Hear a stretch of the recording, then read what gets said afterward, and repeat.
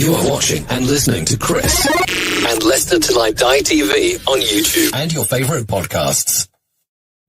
Hi everybody, Jerry Taggart here. Now be sure to watch Chris and Leicester Till I Die TV by subscribing on YouTube and following them on social media for all the latest Leicester City news and information. Come on, you foxes!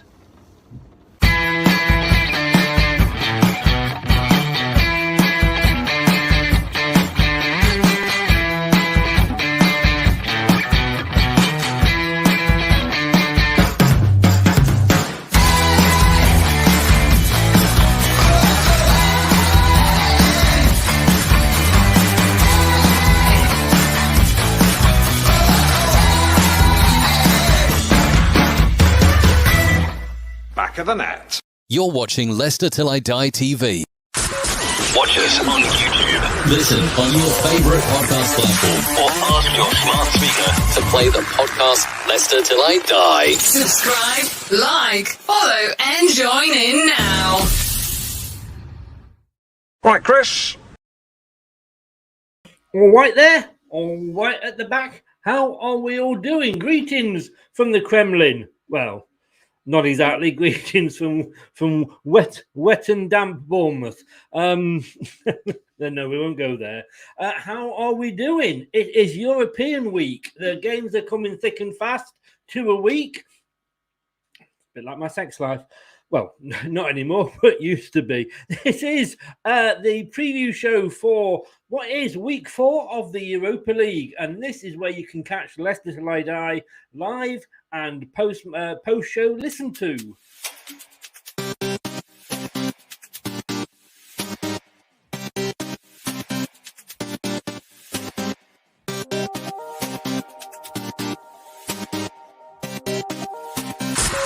Watch us on YouTube. Listen on your favourite podcast platform. Or ask your smart speaker To play the podcast Leicester Till I Die. Subscribe, like, follow, and join in now.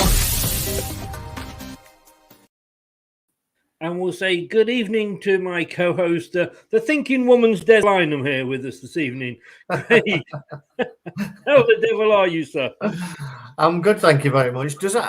I'm trying to work that one out. So does that mean that anybody who likes the true Deadline doesn't think? I don't know. I think you were overthinking it. I think I think I am, aren't I? Yeah. Yes, I hadn't thought that much. But of course, we are pleased to have you amongst us. Of course, now you are a famous star. Do tell us about it. Well, obviously, as you know, Chris likes to exaggerate everything. What? But no, I was interviewed after the game for a channel called Upside Sports, who go around and make videos, post-match videos around the country at different grounds. And this time, unfortunately, they chose the Leicester Arsenal game rather than the Leicester Man U game a couple of weeks earlier, which would have been a much better. So unfortunately, yes. I had to talk about a 2-0 defeat. But yeah, it was really enjoyable. You know, there was a couple of other guys there and plenty of noise in the background from the Blues bar across the road. But no, it was really enjoyable. And yeah, and hopefully people enjoyed my punditry on the spot. I'm really pleased, of course, now you're famous, that you still come on to our little show here. You know, you can't forget where you started. So, you know, that'll always be the case, Chris. I'm so humble and so modest. That is you all over, sir. You all over. You know. You were there at the weekend. We will touch very, very briefly on it. And I did say that, of course, our owners are very famous for buying all the players a BMW when we won the Premier League. Maybe an alarm clock wouldn't have sort of gone amiss either. I mean, what is it with Leicester this season? We don't seem to get going until we're in trouble. Yeah, I don't understand it. I think apart from the Man U game where I think we came out of the blocks, but even then we could have conceded quite early on. We're just slow starters, aren't we? I don't know what goes on in the changing room beforehand. Usually there's some sort of sort of rallying cry, that either the manager or the players or someone puts out to the team. But I think we just must play kind of chilled out music and just send them out for a little, Saturday stroll. And then, if a game of football breaks out, then, join in when you're ready, kind of thing. Yeah. But that was the biggest point, wasn't it? And it was the point I think I sort of rammed home with the Upside Sports guys, that you can't afford to start slow and gives teams a 1-2 goal lead, as we did this time, before you decide to play. Teams are too good. So we're not always going to be able to come back. I know Exactly. Man United was 1 goal, but Moscow in the first leg, and after we'll come on to that later, was 2 goals. We can't keep doing this, can we? No, and I think it goes back to something we talked about right at the start of the season, and probably into the end of last season, is the fact, ITM, that we're not aggressive. We're not a naturally aggressive team. It's like, if you were the sort of quiet kid in the school playground, that you wouldn't say boo to a goose unless you were provoked, and that seems to be like us. We wait to be provoked. And unfortunately, our provocation is coming in goals, which is probably the worst thing, and we can't do it. But I don't think we're a naturally aggressive team. Samare, perfect example of that for me. Big lad, very strong on the ball, but would he sort of hurt someone to win it? I'm not sure he would. I don't think he has that killer instinct in him yet. Hopefully that'll come as he develops and he gets used to the English Premier League, because he's going to have to. We haven't got that midfield enforcer, have we? No, like a a Jordan Henderson or a dare I say Roy Keane. Yeah, I mean Fernandinho, even Jorginho, likes to put his foot in. There's a few players who like to put the foot in. We're nicey, play all the football. But, as I say, it's a cliche. I used it at the weekend. You do have to earn the right to play your football. You've got to win the physical battle first. Yes, yeah. So it's a few hellos here. TM, hello. We saw you then. You must be happy, Conte. Well, you've got him. I mean, that's only cost you an extra 5 million to pay off Nuno. I mean, what the hell? I mean, you finally got, I believe, a decent manager, because he's been there. Poch, love him to bits, but he hadn't actually really been there when he came in. He was the manager in the making. Here, you've got a ready-made manager, and it's one of the things I'm going to be talking about in the I call it sloppy second show with X on the pitch at 9:00, is, are managers allowed to manage? So it'll be interesting to see what his thoughts on Conte are. Nippon, hello sir, how the devil are you? And Static, it's an Arsenal, not an Arsenal, a London trilogy there, Arsenal, Chelsea and Spurs. But let's even things up. Neil here from Beyond the LFC. Great channel, guys, of course. They did come on. Well, Ant came on behalf, and a Cash from Beyond the 90. Can I just say, I mean, come on, Neil here. You're a bigger channel than us. You must have a little bit of a budget. Go and buy Ant a step ladder. or just a stool or something he can just step on when he's doing that, because it was like mountain the other day. He does make the point, and I'd actually, Neil, written this exact same point down here, and I've not been Chowdhury's biggest fan, as you will know, but is he the man we're looking for? Because we know, I always say he's got a red card in him, but he's certainly got that grit, and he won't pull out of a tackle. So maybe, and I can't eat any more humble pie than I'm already eaten this season, maybe he's the one that could fill that role. Potentially. I would hope that Ndidi is not far away, to be honest. Indeed, I hope he's available for Thursday. But without him, then yes, Hamza could well be. I think what Hamza needs to learn is a bit more game craft. Yes. He's very likely, because he's not subtle about what he does. He's just as likely to pick up a booking in the first 10 minutes, and then that's his game gone. Whereas the likes of Fernandinho, somehow manages to tread a very fine line for about 70 minutes and usually gets booked on the totting up process because, Man City and Guardiola's come out and said this doesn't happen, but we all know it does. Anybody who watches football, they do the dirty little cynical fouls, the little trips to break the game up in the middle of the park. That's not going to give you a free kick on the edge of the box. They're quite happy tripping people on the halfway line to stop any breakaways, and you seem to be able to get away with 4 or 5 or 6 of those without getting booked. Hamza tends to throw himself in a little bit, so that would be a danger. So a little bit more, footballing know-how, and he could be. Yeah. Neil says he's off to tell his mum about what I said. All I will say is that looking when you were all three of you together, you did look like, dare I say, 3 generations, Craig, as you went in the thing. I'm not sure which generation Neil was because I think he was the tallest. All I'll say to that, Chris, is none taken, mate, none taken. You know I jest, sir. You know I jest. I was trying to keep it clean, but no. We have got this match coming up. At least it's at a decent time this week. I didn't realise, to be honest with you, there were actually 4 Moscow teams. It was a bit like London, but they've got 4 teams that they've got to try and accommodate. Match day 4 this Thursday, the 4th of November at the KP as a decent time, 8 p.m. It's on BT Sport and radio-wise, Radio Leicester or lcfc.com/radio.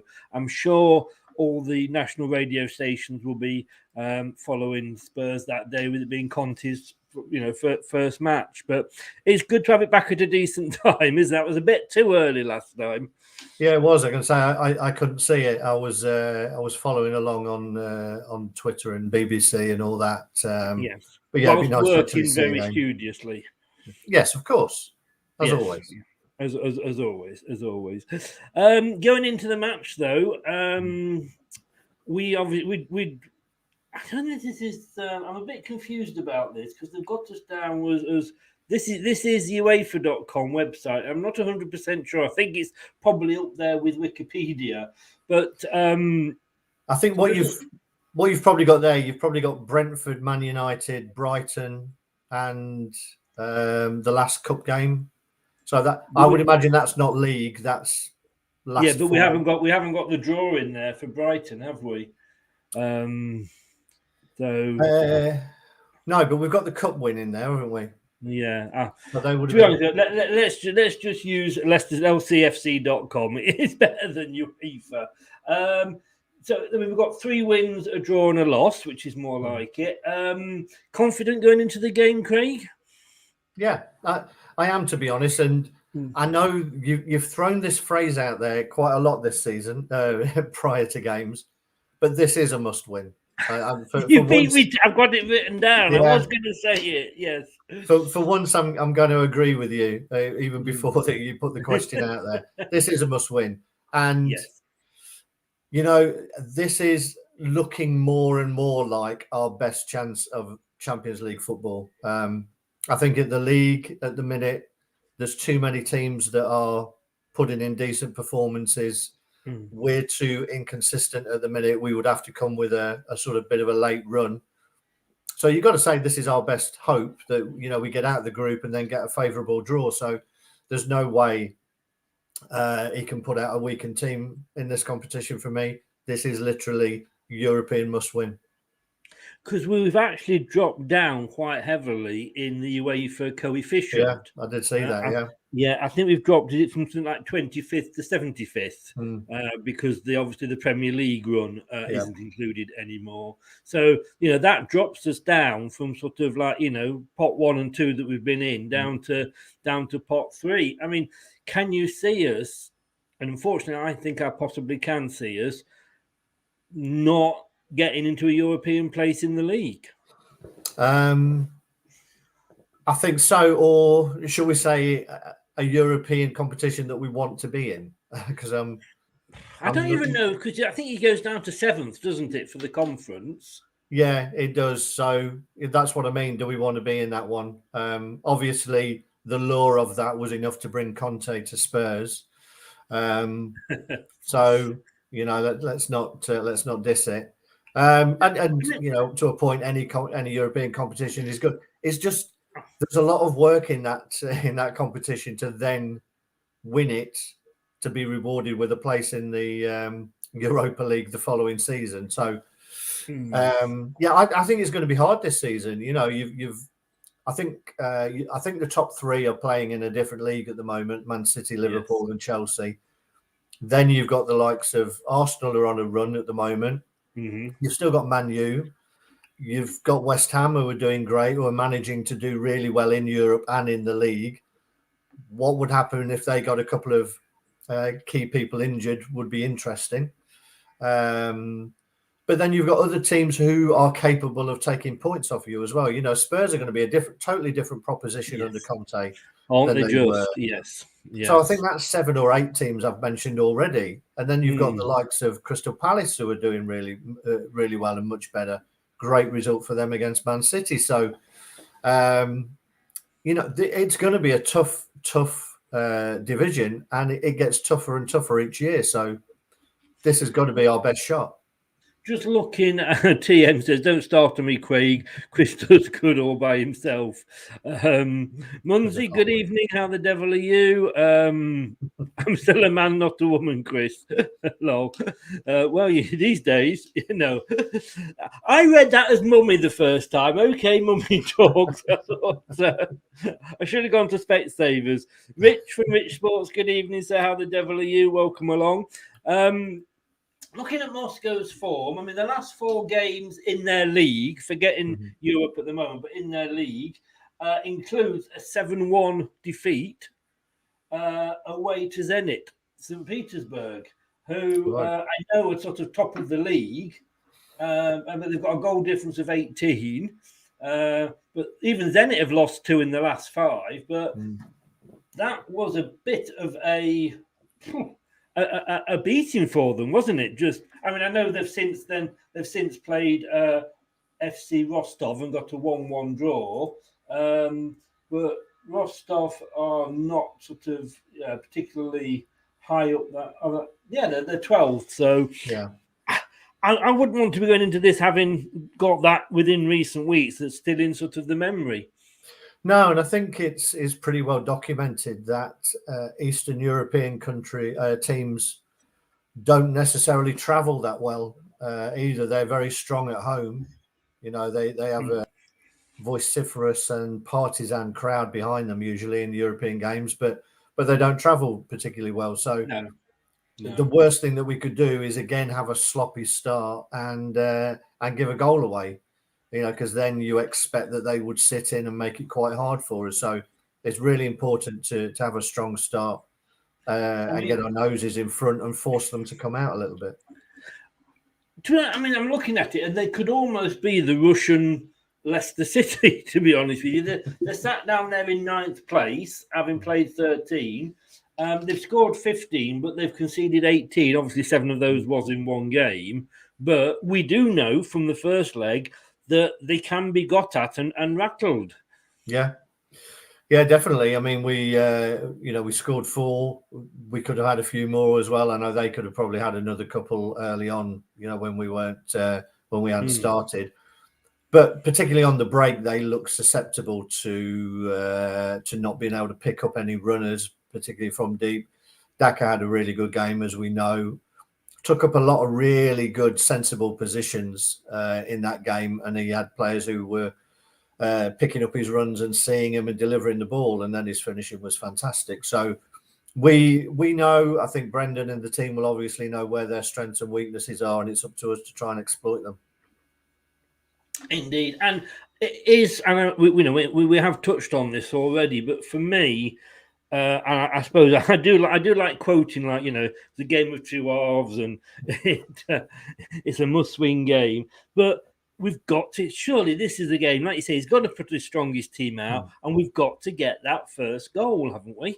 Yeah, we have to. As I say, we can't, all around Europe. I mean, these are an experienced European team, much more experienced in Europe than we are. So they will know how these games work, particularly the away games. And let's not forget, they need the points as well. Otherwise, they're not taking part either in the latter stages. So it's really important for us to get a first goal and then build on it, not just sit back, because that would be a sucker thing to do, wouldn't it? Just get caught on a sucker punch by sitting back, not going for the jugular. Really important that we start the game strongly. I'm fed up of hearing Brendan after the game saying, we're not aggressive enough. I sent them out with instructions to do X. We actually did Y. I'm fed up of hearing that. The players have got to take it upon themselves. As soon as they, to use an old adage, as soon as they cross the white line, it's down to them. Regardless of what anybody else said in the changing room, they should be able to motivate them for a big European game, big crowd, so they've got no excuses tomorrow for me.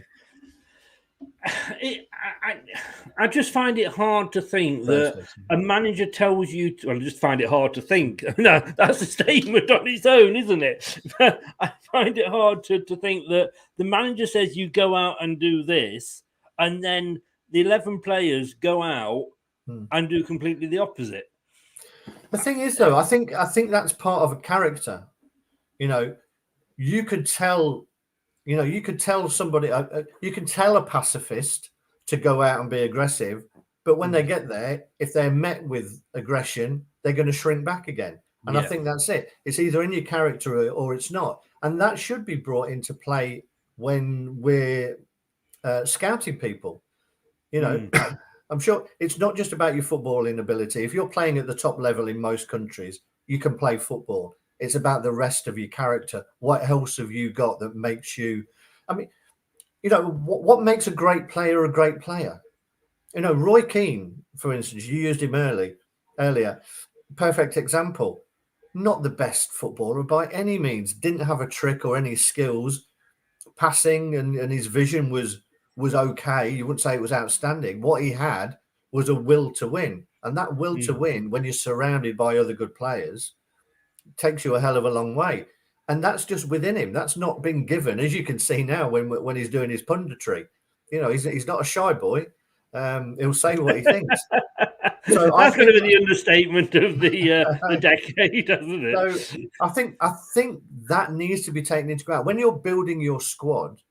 You've got to have characters in there as well. And I think we're lacking in characters. Anybody who, you look around, I mean, none spring to mind other than Schmeichel, Jamie to a certain extent, but that's a different kind of character. But in terms of aggression, Schmeichel, I mean, anyone else?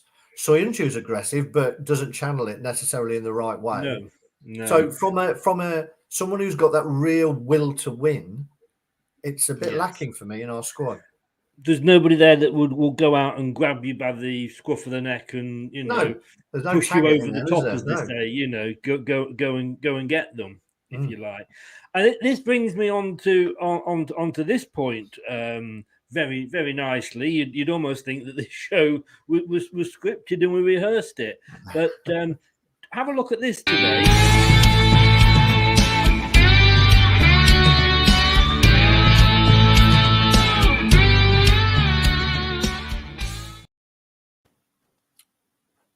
That know, I do a blog for the BBC every Tuesday. It's the Tuesday Talking Point. One fan does it every day, every week, sorry, on a Tuesday. This is why it's called the Tuesday Talking Point. Hey, I wasn't born yesterday, And the one that I've got that I've written about today is, when will we keep a clean sheet? 22% of the year was the last time we kept a clean sheet, which was the first day of the season. Yes, we did against Millwall. It was in the League Cup, though. No disrespect to Millwall, they're not a Premier League team, but we just don't keep. I mean, I say in there, and please go on, say BBC.co.uk. /sport/football teams Leicester City. Just search BBC Leicester City and it will come up. It's just a short blog, but I know I just say Claudio used to like to go out and buy us pizzas. I think Brendan Rodgers will have to go out and buy us a 3-course meal at this rate. The worrying thing is that we were worse than, I know we've got our defensive problems and the defenders aren't playing together regularly. And of course, that does cause problems. I accept that. But weren't we worse than this last season? We had more defenders out. And yeah, I don't know what it is. I'm going to say, other than the two things for me. One, again, lack of aggression, particularly when balls are played into the box from set pieces, corners. Because you have this zonal marking system, you're kind of told to stay in your zones. So therefore, unless the ball comes into your area, nobody goes to attack it.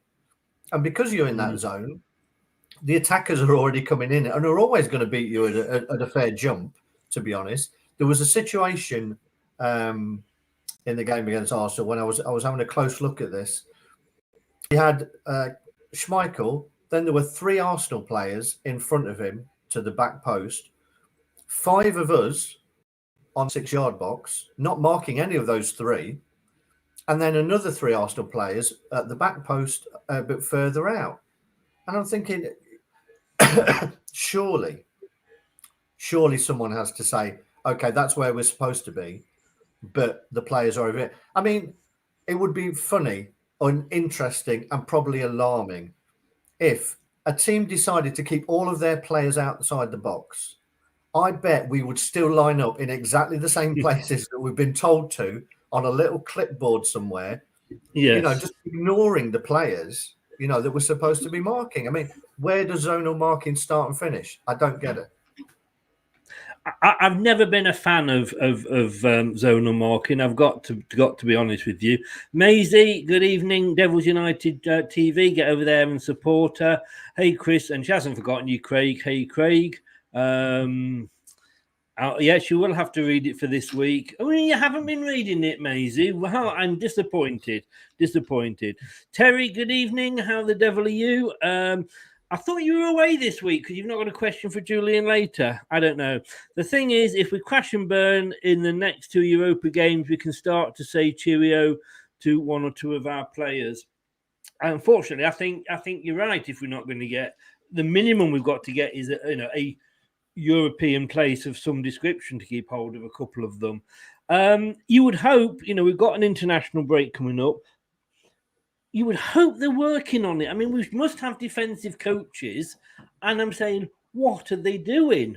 I mean, we've got 3 defenders, right, that actually work for the club in a commentary role.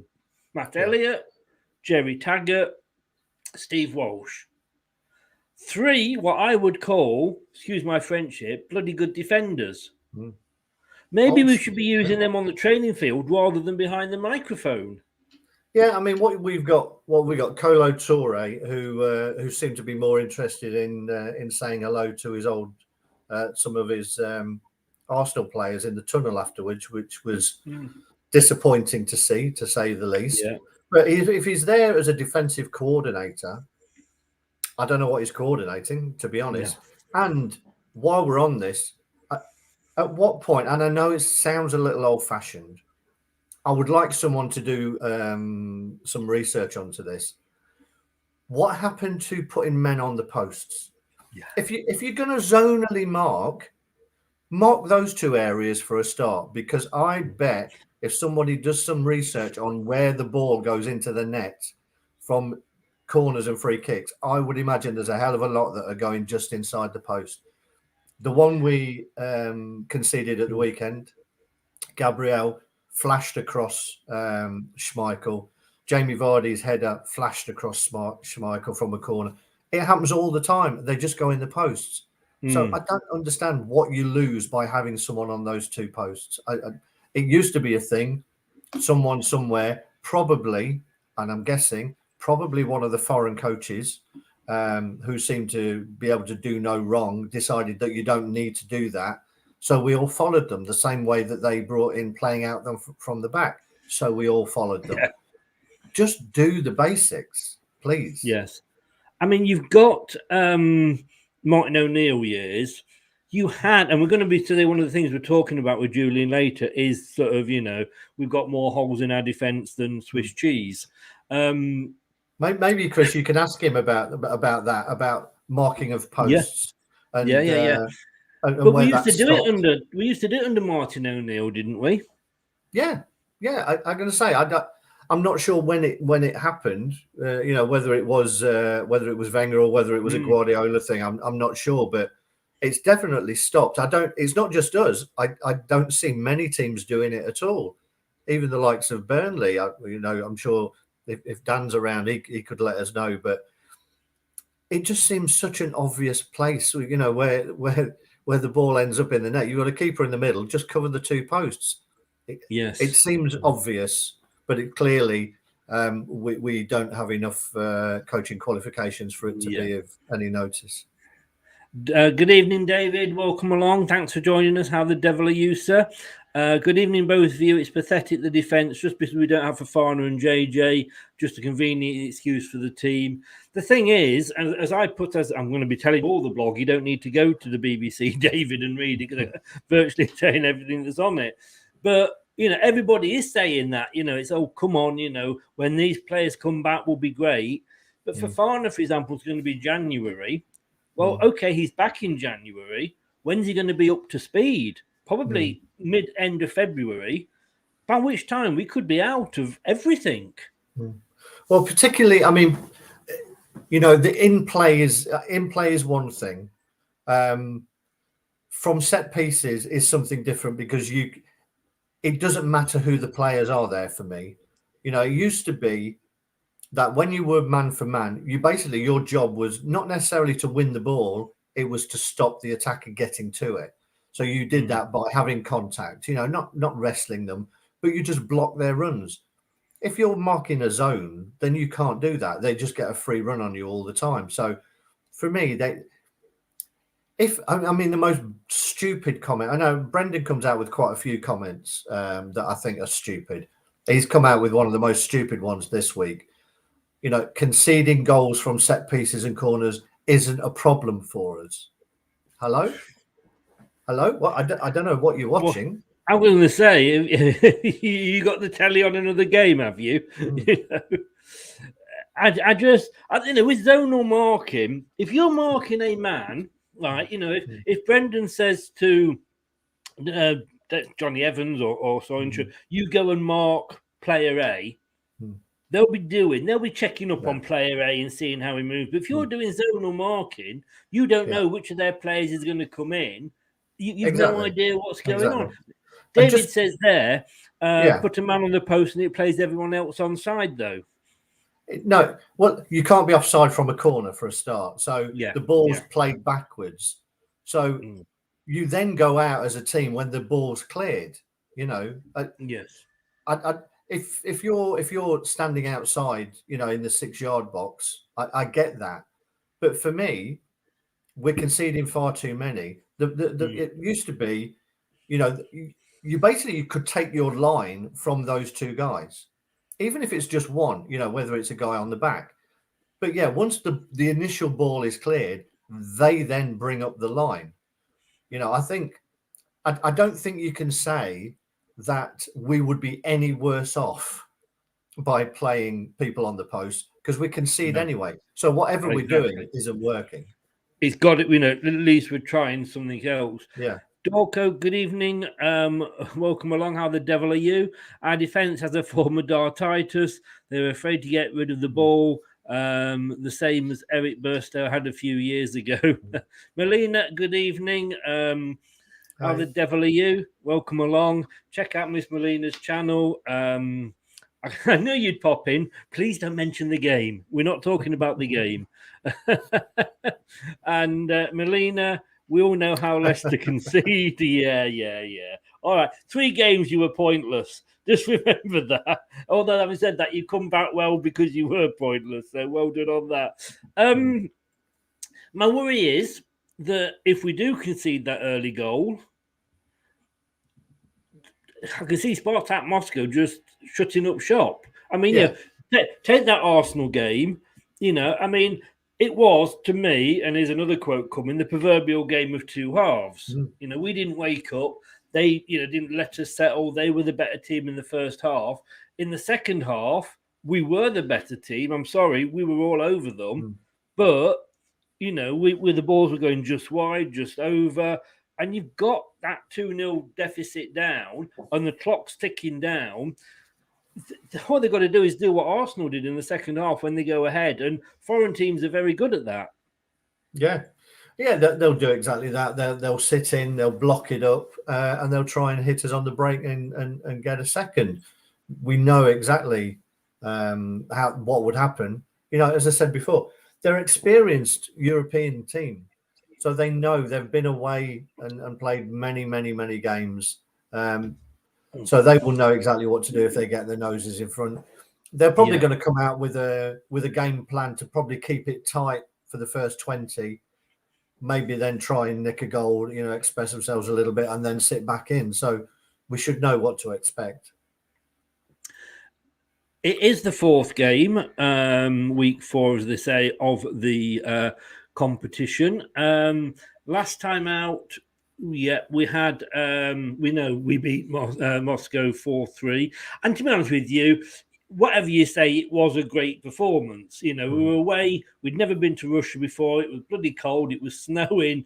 And Dhaka, to me, in last night's show, in the Three Amigos with all the Leicester channels getting together, I actually picked Dhaka as my player of the month on that performance.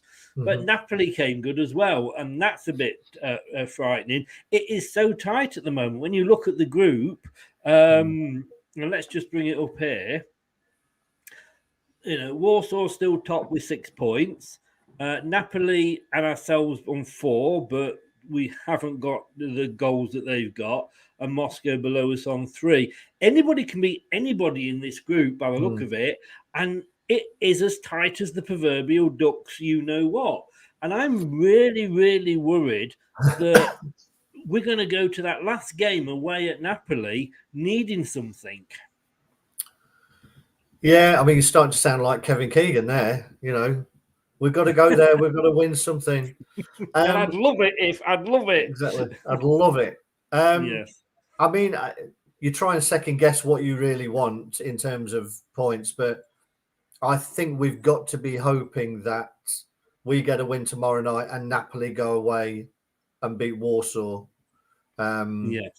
Because what you don't want is Warsaw getting enough points that it becomes a shootout between us and Napoli for the second spot, with us having to go there on the last game. The fact that we've got Warsaw next, Napoli beating them and then us beating them in the next game could effectively put them out of it.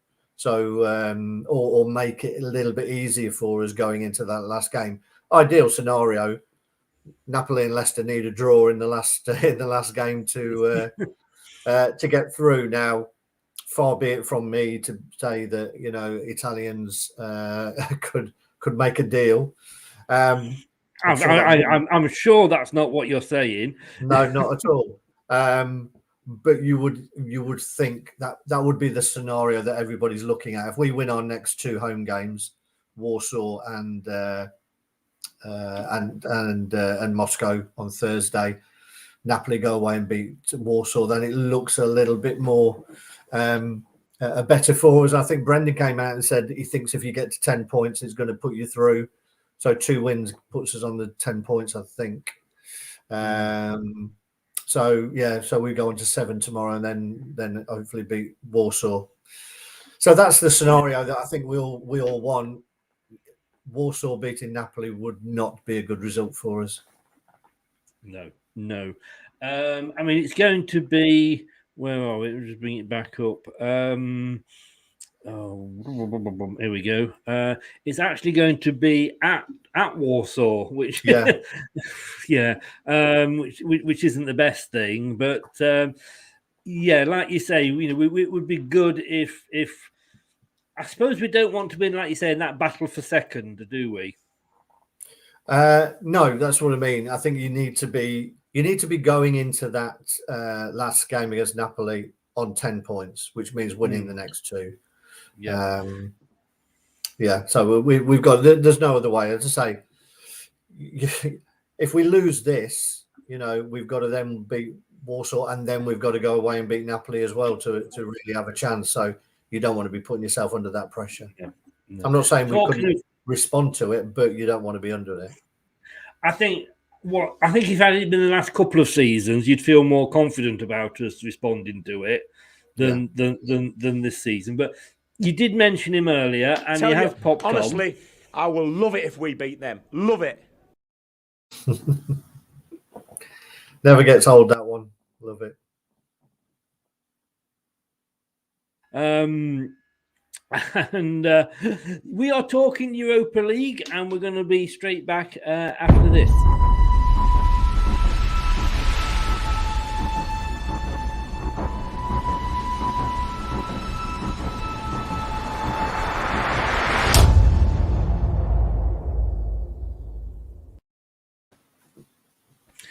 I mean, if we finish second, is it a disaster? Because we have those then extra 2 games, don't we?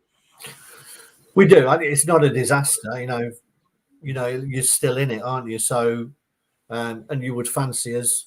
Ideally, you don't want an extra 2 games, but you're looking at second place finishes somewhere else. But at least we're still in the competition. Disaster would be that we lose tomorrow night and we're sort of almost out of the competition, and then all our eggs are definitely in a basket. I think FA Cup still gets you a Europa League spot. I don't think the League Cup gets you a Europa League spot. So we have the FA Cup and League position to get us in there. So yeah, we can't even contemplate not winning tomorrow. And unfortunately, we've got Liverpool away in the League Cup, so we might not be going a lot further in that competition. If I'm taking my blue tinted spectacles off and being realistic, Brendan's never done better than round of 32 in Europe, so he's got something to prove himself, hasn't he? He has, Brendan talks a very good game, doesn't he? And sooner or later you've got to start delivering. That he's delivered in FA Cup for us, and he's delivered 2 5th place finishes, which is great. But your next step is to make yourself known on a European stage. As you say, we're already falling down the coefficient from our poor showings. If we've got any ambition to be a regular player in European football, then he needs to break that hoodoo of not getting past 32. Did I read somewhere we're actually on the same coefficient as Burnley because they had that one season in the Europa League? I no disrespect to Burnley, but it's again, I don't get all this coefficient rubbish. I think if you qualify in a certain position, that's when you go. But then again, like I say, that would be sensible, wouldn't it? That would really be sensible. It would be. Samari is on the booking. Okay. Do you risk him? And we're going to come on and look at the whole team in a minute. But, we don't know about Ndidi at the moment. But Samari, like I say, is he risked with him being on that? Because he would then miss the next match? I think we've got to look at, obviously, we don't know. We're going to look at a team that we think that we would pick between us, and we'll probably end up making some assumptions about fitness on the back of that, but probably not. I think there's other players for this game. To be honest, he didn't cover himself in any glory for me against Arsenal. He looked the most disappointing thing. I mean, we've talked about his lack of aggression, which I can accept up to a point. What I can't accept is of a player of that standing knocking safe 5-yard passes backwards instead of looking forwards, not demanding the ball. For 30 minutes, I was watching him, and Tielemans was the same, to be fair, until later on in that first half. Not working off the ball, not creating little angles, quite happy to be hiding behind one of the opposition players. If you're a midfield player, particularly in a team that builds from the back, You can't go hiding. You've got to be making little angles and demanding the ball, not just standing there and hoping they pass it. You should be shouting that you want the ball. He didn't do that for me, and he's got to start doing that. And he's got to be the one who's looking to thread passes, not just give the ball backwards and sideways. No, and this sort of always a box-to-box midfielder. I think is more in Brendan's head than actual hard facts or information. He took the easy option far too many times for me. He did. That said, I suppose in fairness, it's probably the worst game that he's had for us. But let's hope he's got it out of his system. But we're looking at Moscow, and we'll be looking at the team straight after this.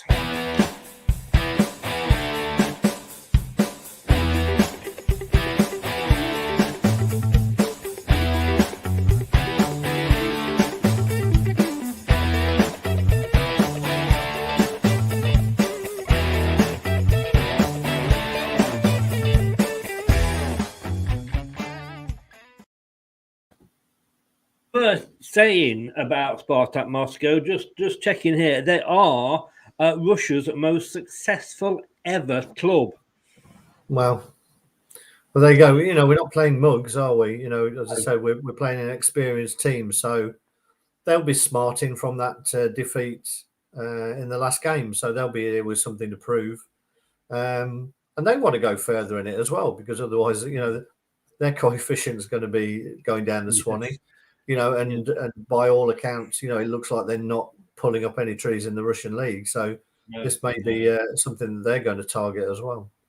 That said, you can sometimes, and I'm just looking at it here, I mean, they got to a 2 quarterfinals in the Champions League in the mid-90s, but we have to accept, and I suppose it's me being of a certain age, I still think, the mid-90s was quite recent, but it wasn't. It was like 25 years ago. My God, you know, where have those years gone? It's and I think, you know, we may be, I mean, they were in the pot below us, so I suppose that kind of sums it up, but we know it's going to be a tough game, and like you said, all I say is he's got to go for it, hasn't he? Yeah. There is nowhere to hide. You know, a draw's not good enough. You know, he's got to go for the win. Talking of which, let's have a look and see what we don't, not what we would think Brendan will do, because I think it's hard to probably double guess what he's going to do. But what formation would you play tomorrow? I'm looking at a 4-1-3-2. Please probably select one that the BBC don't have. Let's have a look. I haven't got a 4-1-3-2. I've got a 4-1-2-1-2. Yeah, that's the closest, isn't it? Yeah. Right. So there we go. So here we go. So let's see if we can agree on many. Just take a couple of comments first. Fearful, Darko says, fearful foxes nowadays. And Terry says, do we know from which country the officials are from? I will try and find that out. I think it will be different to the last one, won't it? Probably. That should be your homework, Terry. Yes, you go off. You go off and check. This team. Yes. Yeah. Yes. I must admit, when we prepared for the away leg, it did actually say on UEFA.com who the officials are. It didn't this time, but there is a whole pack you can get with all the information in. But Terry, your homework, go off and check and come back and tell us. At least we won't be able to get Michael Oliver. No, there is that. There's only one that's going to be in goal, isn't it, Casper? Yep, Casper will be in. I think we agree. So for the back, so we'll start at the left because we are going to make. Well, I am. I don't know about you, Chris. I can't speak for you. I'm going to make assumptions on a couple of players' fitness. So we have to. Yes, we have obviously to. It may change. Yeah. Yes. Now.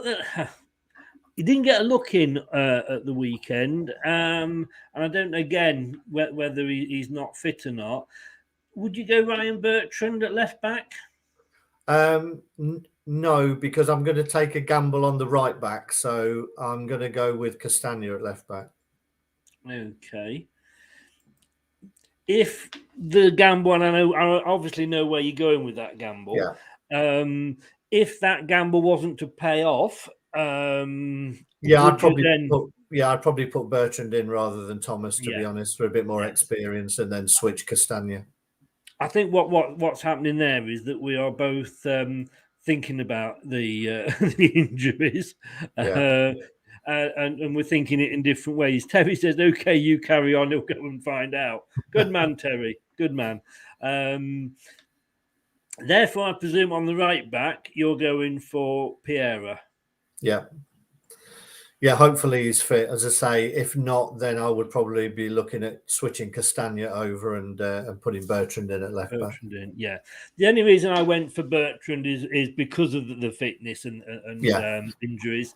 And for me, Bertrand's just that bit older and he just got that bit more experience over Luke Thomas, who has, and there's been a bit of criticism about Luke Thomas, but I think it's unfair, really, because I think he's done all right when he's been called upon.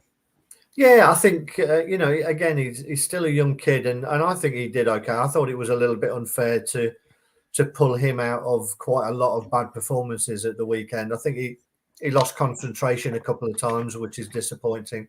But then second half, he linked up very well with Barnes, I thought, and looked a lot more threatening. So there were positives to come out of it as well. It wasn't all just negatives.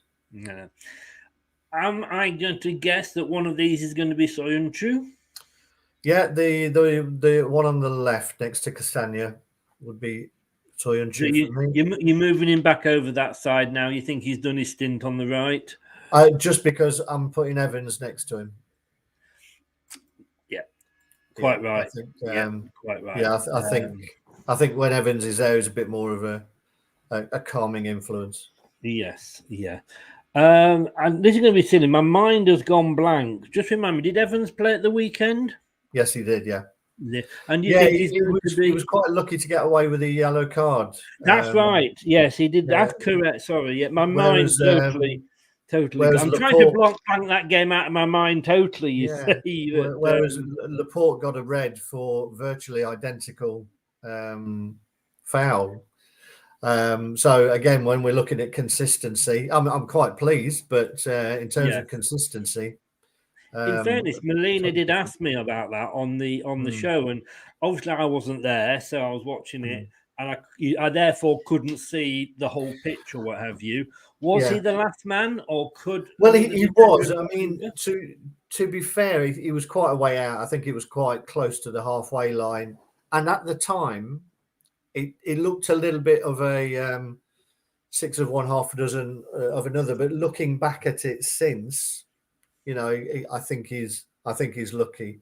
If he hadn't fouled him, Aubameyang would have been away straight in goal. So I always look at this. What would I want if it was the other way round? And exactly. And I would have wanted a red for it. Yes, 100%. But we got away with that one, didn't we? I think. But now then, you've gone 4-1-3-2. Yeah. So this one here, are we thinking indeed he might be back? Yeah, that's my hope. That he slots back in there. I think he sees danger. I think that's the thing that Samari doesn't. Yes. I think you could make an argument that Samari, a confident Samari, is probably better on the ball, protects the ball better. But he needs to develop into his role a little bit more. But I don't think he reads the game as well and senses danger in the same way that indeed he does. But to be fair, not many players in the Premier League do. No, that is very true. And, indeed he is a defensive midfielder. That is his role. And in fairness to Samari, that isn't his, main midfield role, is it? No. So he was on the bench on the weekend, indeed. So fingers crossed, Yeah, for for me, if he wasn't fit to play, he wouldn't have been on the bench. So I think we should be making the assumption that he's fit to play. Yes, yeah, and I'm going to say this is even if it's 85, 90% fit indeed.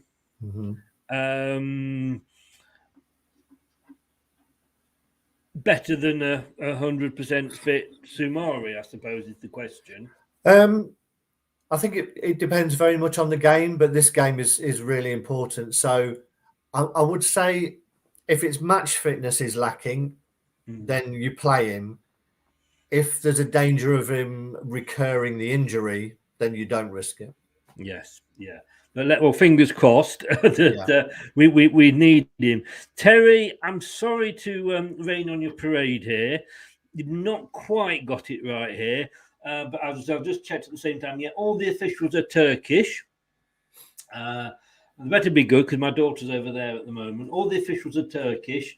The VAR is also Turkish, but for some reason the assistant VAR is Polish. Now, unless they couldn't get enough Turkish officials, because I know last time they were all Greek because they've all got to talk to each other. So that's interesting. Yeah, that doesn't seem right, does it? When you've got a Polish team in the group who could be affected by whatever happens in this game. Yes, yeah, but he is only the assistant video. But it is a very, very good point. Is he the one who plugs it in? I don't know what the assistant does. Does he bring tea?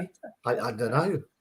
Yeah, he's the one that brings the rich tea and the and the cup of char along.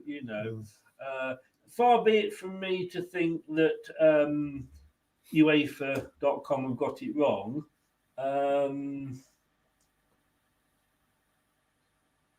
I'm just trying to check that he is actually Polish. Yeah, no, he definitely is Polish. He is Polish, like you say. Strange one, UEFA. Well, we've got if we get any dodgy VAR decisions, we've got a perfect excuse. Yeah, let's get our excuses in ready. Exactly. Okay, so then you're 3 across in front of Indeedy there, and we'll go for the centre one first. Now, there's only one man, isn't there? I don't know. Where are you going? Tillemans. If we're playing that sort of diamond, to be honest, doesn't really make a difference. So go with Tillemans in there. Yeah, I mean that shape that they've got there, I'm ignoring. I'm just presume that indeed he's on his own, and then the next 3 because you wanted the 4-1-3-2. Didn't you? That's fine. So now then, here's where we may start to differ, methinks. Not that we ever differ at all, do we? But let's go on the left of the 3 here. For me, I've got to put Barnes back in. I thought Barnes did enough when he came on to warrant coming in for this game, so I agree. Yes. The thing with Barnes is, and he doesn't, people are saying, I couldn't believe I actually read one comment that said Barnes is a good player, but he needs to sort out his finishing. And I'm like, seriously? He does get the odd goal here and there, doesn't he? I'd say his finish against Brighton wasn't bad, was it? I know, exactly. But hey, football's all about opinions, isn't it? Yeah. Yeah. But I thought, this is a game we've got to win. So for me, you want people who are positive when they're on the ball and want to go forward. Yeah. And I don't think you could accuse Barnes of wanting to do anything other than go forward when he gets the ball. And if he goes forward and he scares their defence, gets taken down just outside the box, gets taken down just inside the box, that's what you want, isn't it? As much as him scoring a goal, it's him forcing them into committing a foul. He's a ball carrier, and that's what you want. You need to pick up the ball and get it in the opposition half as quickly as you can. Yes, indeedy. Although we've already got him in the team, of course. Indeed. Now then, I'm torn. I really am torn here. Yep. Oh, because if I put the one I want to put in, then I haven't got room for another one I want to put in. And I think that you will go for the one. this is getting like deeper and deeper, isn't it? You just go for the one you want, Chris. The one that I would want to put in and see is probably Lookman. Right. Okay.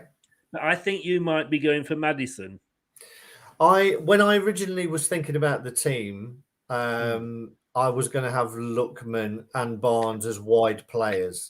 However, when I looked at it with a view to how we played against Moscow in the last game, I thought Maddison was threading through some very nice passes for Daka, as well as Iheanacho was as well. I thought Maddison did as well. So for me, because we need to open up the defence, I know Lookman can change it. He can come on and run with the ball, but for me, I think Maddison's got a little bit more about him in terms of opening up the defence. And as you were talking about, winning free kicks in and around the area. Yes. Madison's the guy to have on them on that. It was a fantastic free kick at the weekend. Yeah. Just unfortunately came up against probably the save of the season. Yes, of course. He's that one save has made him from a relegation threatened keeper to England's number one, hasn't it? It's amazing how quickly. All of a sudden, he's worth every penny of his 30 million with one save. Exactly. Having said that, it wasn't just one save, was it? I mean, the other saves weren't spectacular, but I thought he read the game very well and came off his line quickly to shut down any other opportunities we had. Yeah, exactly. But no, I do agree. As I say, I was torn between the two. Like I say, the thing that I like about if we do start with Maddison is that Lookman can come on. He can really kind of play either sort of sides, either Maddison or Barnes. But he does seem to be more effective when he comes on.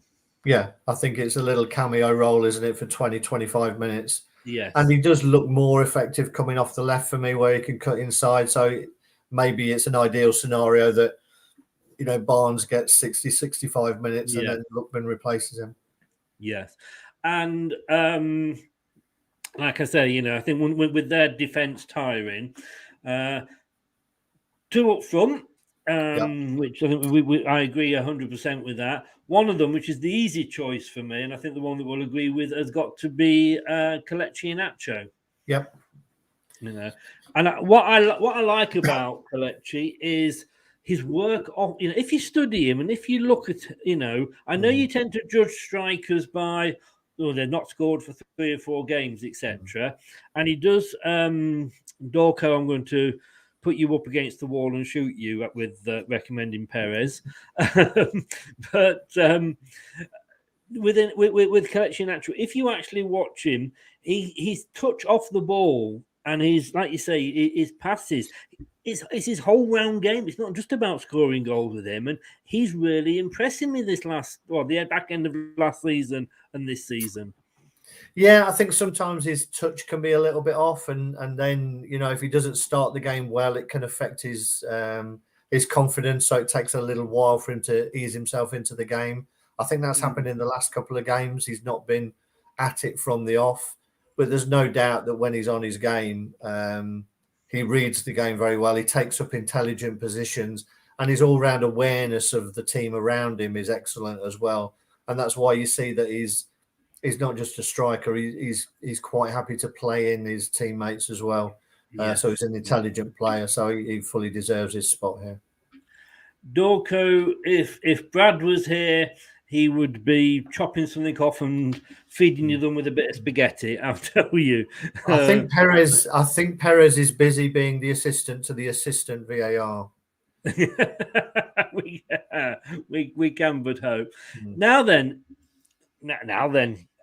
Ooh, this is going to be. Not allowed to do that anymore. I was going to go there. I started to go there, as you can tell, because it was such a of an age. It comes naturally, doesn't it? But totally inappropriate. Now, for me, I would be starting Mr. Daka. But if it was for me, I would also be starting Daka. Yeah. Yes. You had me going for a minute there, which is a bit scary, but there we go. That's not a bad team, is it? No, it's got threat in it, and that's what we need. I think it's got a goal threat. You can virtually say, Barnes is as much of a goal threat as Daka and Iheanacho when he's on his game. So I think there's plenty there to take the game to Spartak Moscow. Get the game won in the first half an hour for a change rather than chasing it. And then just tighten it up and see the game out has got to be the plan for me. And I think with Daka as well is if you're that Moscow defence and you see Daka's not in that team, you're like, yeah, great, because he's just put 4 past them. So he to my mind, is the first name on the team sheet for me. Yeah, for me, I think you're starting to see the rotation between Vardy and Daka in the cup games and the league games, which is essentially what Daka was bought for. I think he looked early on like he might take his some time to get used to it, but he's becoming more and more accustomed to the pace of the game, I think, and to the Premier League when he comes on, he's making a difference as well. So it's the ideal scenario for Brendan that he's got at the moment. He's got 2 strikers who like to play on the last man and stretch the game, and he can switch them in and out in cup games and league games. Brilliant. Thank you so much for coming on. As always, Craig, the wise old owl, if not the thinking woman's totty. We just take whichever one you prefer. Just so we have got coming up one ex-professional, and I'm in Julian Watson. I'm pleased to say every week when we do the prediction league that we actually had a different fan coming on every week, and then last week we hit the heights. With, of course, the jester from Leicester. Yes. I'm pleased to say, moving forward and starting tomorrow night for the prediction league, every week we're going to have a regular, when he can make it, pro Steve Linux will be doing the prediction show with us. Excellent. You've had the jester from Leicester, and now you've got the man in the van. Yeah, exactly. And with his history with his predictions, I brought him in because the guest is catching me up in second. So I brought him in as my secret weapon. And I think I'm above you in the prediction league by 1 point as well, Craig.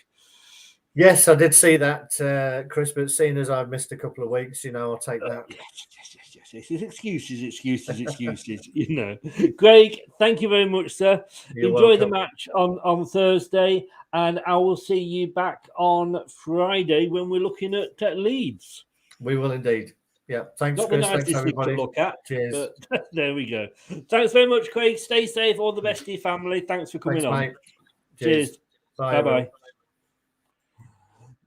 Thanks to Craig there. And this is what is coming up next.